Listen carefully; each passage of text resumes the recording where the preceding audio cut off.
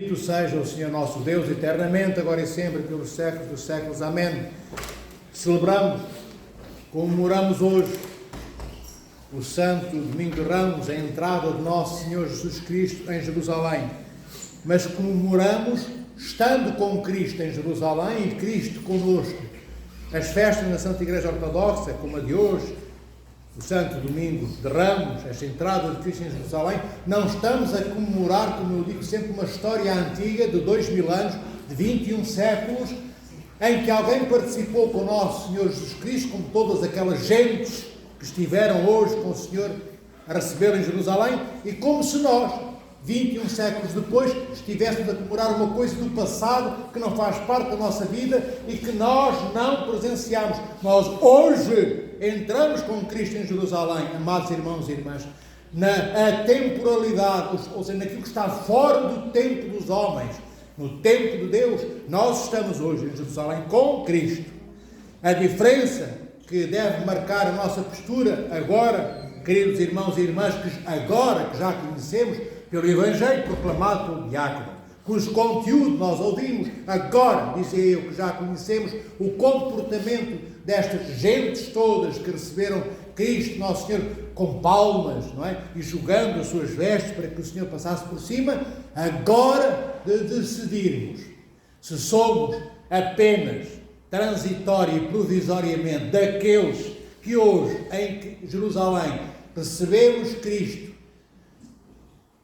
para continuarmos a glorificar o Senhor nosso Deus por toda a nossa vida, ou se somos daqueles 99,99% que hoje, recebendo o Senhor e dizendo Hosanna, Hosanna, ao filho de David, Hosanna quer dizer, sabem o quê? Salva-nos agora, salva-nos, Senhor, agora. É o que quer dizer Hosanna, Hosanna, ao filho de David. Bem, então a nós de decidirmos se somos depois destes 99,99% que daqui a 4, 5 dias estão a dizer crucifica-o, crucifica-o. São estes de hoje, amados irmãos e irmãs, são estes fiéis de hoje que recebem Cristo em Jerusalém, que depois vão dizer ponham-no na cruz. Vejam, não foram 50 anos depois, 5 dias depois, e os seres humanos mudam de humor, mudam de amor, mudam de fidelidades, mudam tudo na sua vida, para pior. O Evangelho de hoje diz-nos que mudaram para muito pior, porque mudaram para não só para o afastamento de nosso Senhor Jesus Cristo, mas para a rejeição do próprio Messias. Quando estes que aplaudem Cristo hoje vão dizer daí a poucos dias crucifica-o, crucifica-o, isto é, põe este homem na cruz, eles estão a rejeitar o Senhor que é Deus e que é homem. Estão a rejeitar na totalidade aquele Salvador. E sabem porquê, queridos irmãos e irmãs? Porque estavam lá pelo folclore, como eu digo. A grande maioria estava lá porquê? Porque ontem Cristo ressuscitara Lázaro. Lázaro estava a apodrecer, ao fim de 4 dias cheirava mal, fedia.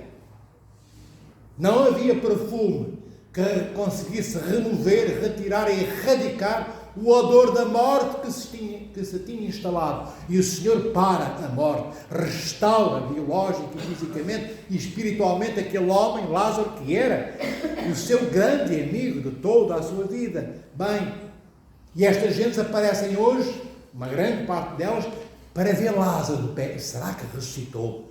Eu conheci Lázaro, quero ver se é mesmo ele. A maioria estava lá por isto. E depois, amados irmãos e irmãs, correu o mundo ali, à volta, não havia redes sociais, não havia Twitters, na altura só tinha corrido o planeta Terra, e tinha chegado agora a Artemis, que vai a caminho da Lua. Os astronautas também teriam sabido que Lázaro havia sido ressuscitado por nosso Senhor Jesus Cristo. Bem, e afluem a Jerusalém também porque a festa da Páscoa se aproximava, mas sobretudo pela monumentalidade do milagre que o Senhor nosso Deus, Jesus Cristo, fez ao ressuscitar Lázaro. Mas não estavam lá pelo fundamental, queridos irmãos e irmãs. Por isso é que eu sempre dizer a nós decidirmos quem queremos ser. estes que estão hoje com Cristo, mas que vão deixar de estar daqui a uns dias, ou daqueles que estão hoje, estando nós, cada um de nós, hoje com Cristo, querendo estar fiel e lealmente por toda a nossa vida. É uma decisão importante tomarmos, cada um de nós, porque somos seres humanos livres. Não devemos deixar que o mundo exterior, que as circunstâncias que não controlamos, nos invadam e nos influenciem, como invadiram e influenciaram estas pessoas de hoje, que só por aparece um milagre, ainda que seja do tamanho do mundo, ou para lá do tamanho do universo, que é a ressurreição de um morto, mesmo assim, amados irmãos e irmãs, não deveriam estar lá por isso, deveriam estar lá por aquele Cristo, não para verem Lázaro, mas por Cristo, aquele ser que ressuscita os mortos. Lázaro é só aquele que é trazido da morte à vida, mas quem recupera, resgata, redime, conquista, o que quer dizer redimir, da morte, Lázaro é Cristo. E vejam, dão mais importância alguns deles a Lázaro ressuscitado do que ao nosso Senhor Jesus Cristo. Bem, e também porque eles esperavam, os judeus, mal informados. E porquê mal informados?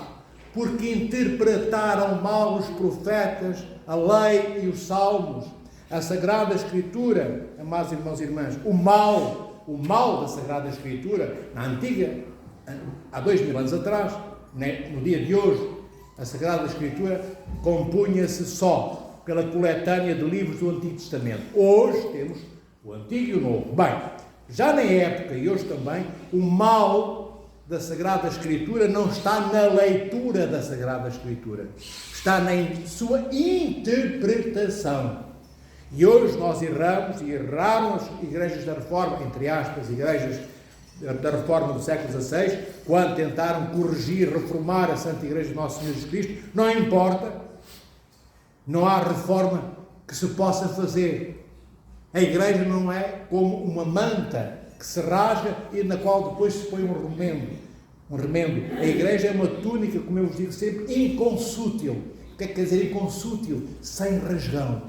Bem, e interpretaram mal há 500 anos atrás e interpretaram mal há 3.000 anos atrás, há 3.500, há 2.800, há 2.400, e foram interpretando mal todo o Antigo Testamento, os sacerdotes, os escribas, os fariseus, os saduceus, os sumos sacerdotes e todos aqueles sacerdotes.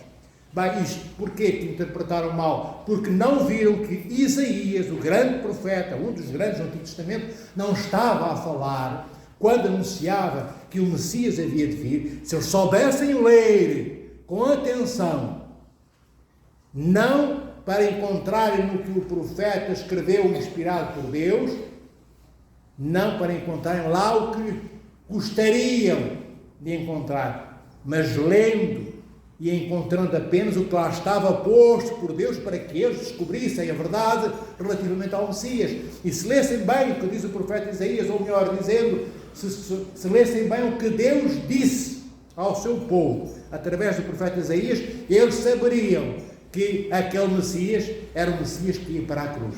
Era o Messias que ia sofrer. Está dito lá, está escrito pelo profeta. Como é que conseguiram pensar que o Messias ia ser um rei político, que era aquele Cristo, aquele Messias que ia expulsar o Império Romano, aquele império invasor que ocupava os territórios do país dos israelitas, Israel, o país dos judeus? Como é que podem ter pensado que aquele Senhor Jesus Cristo era um rei do mundo transitório para homens e mulheres de amores transitórios?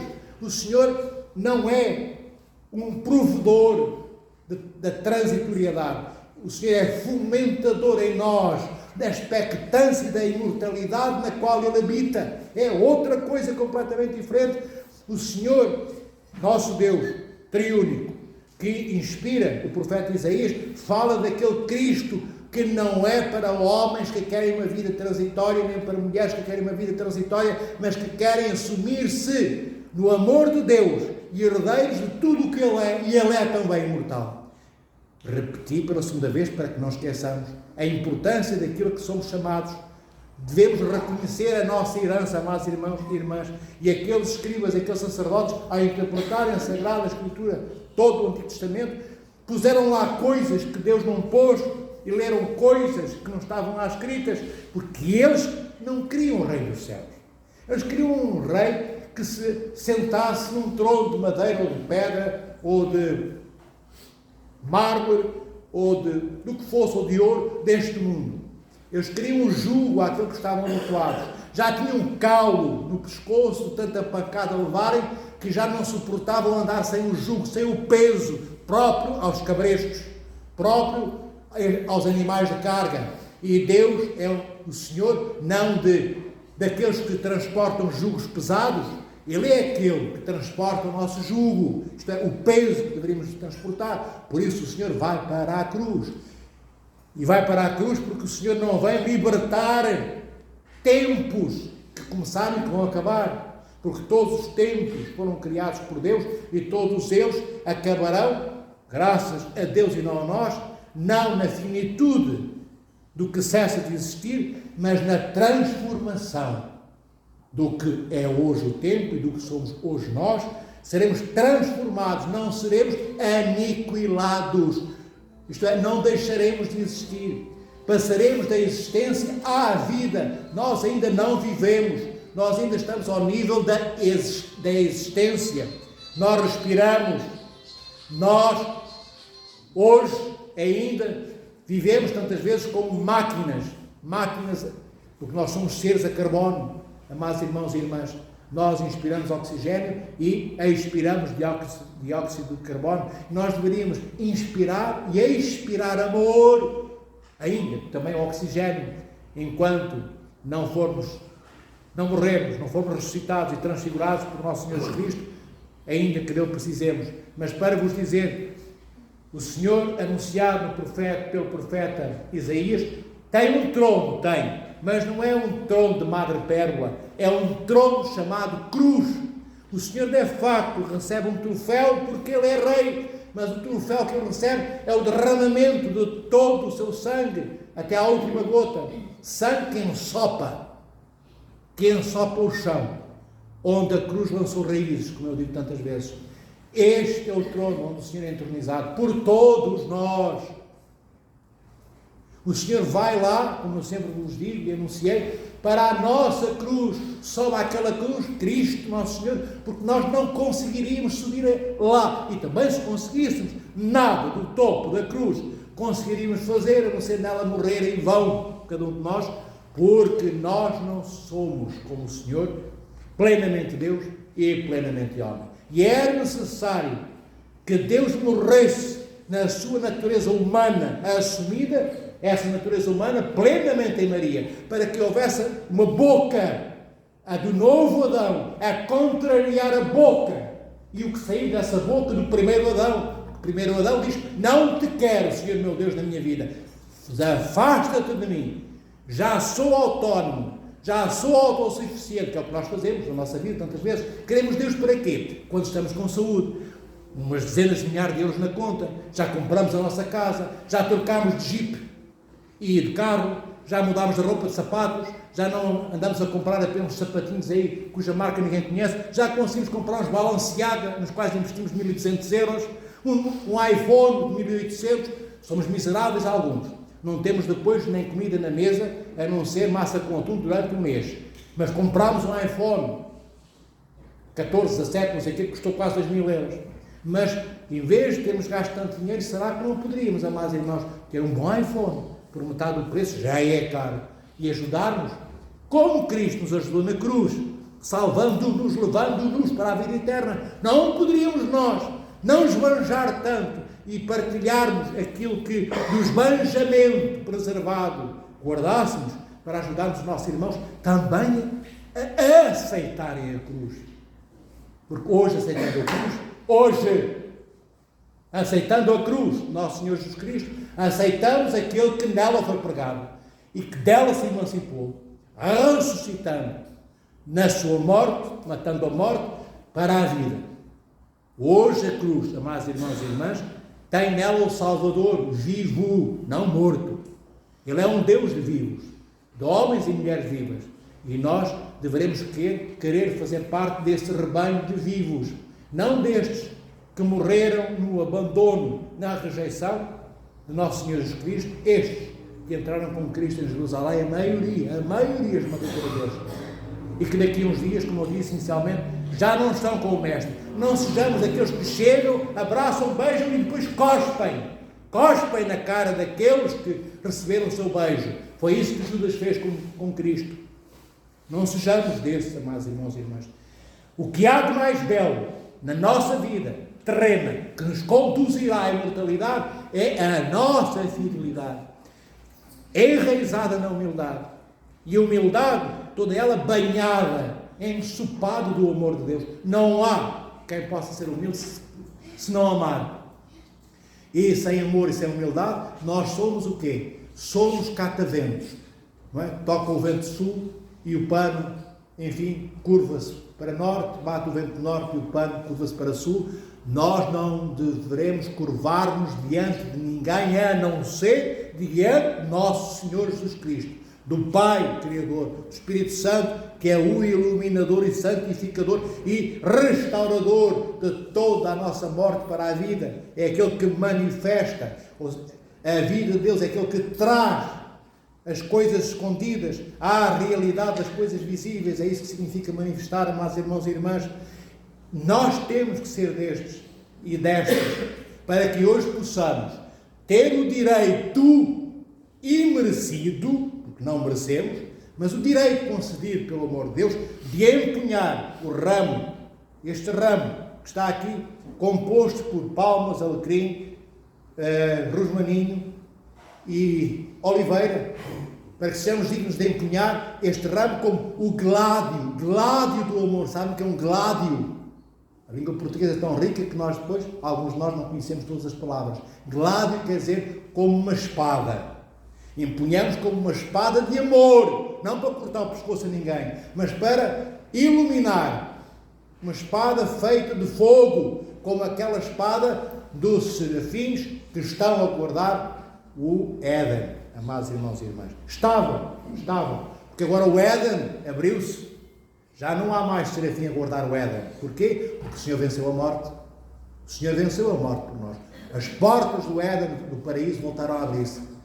O reino dos céus é outra vez uma possibilidade, não apenas uma possibilidade, mas uma certeza para aqueles que quiserem caminhar todo o caminho com Cristo. E caminharmos todo o caminho com Cristo é subirmos à cruz com Cristo, sermos crucificados com Cristo nos problemas da nossa vida, que a nossa vida não é feita só de coisas simples e fáceis, é feita de doenças que nos maltratam, é feita de pessoas que cospem no amor que lhes dedicamos e que nos maltratam, é feita de injustiças, e por mais que nós tenhamos humildade para aceitar as injustiças que este mundo nos dá e nos prodigaliza, ainda assim dói na dor que choramos sozinhos tantas vezes, amados irmãos e irmãs. Que o Senhor vos faça filhas e filhos do 8º dia, do primeiro dia de toda a eternidade.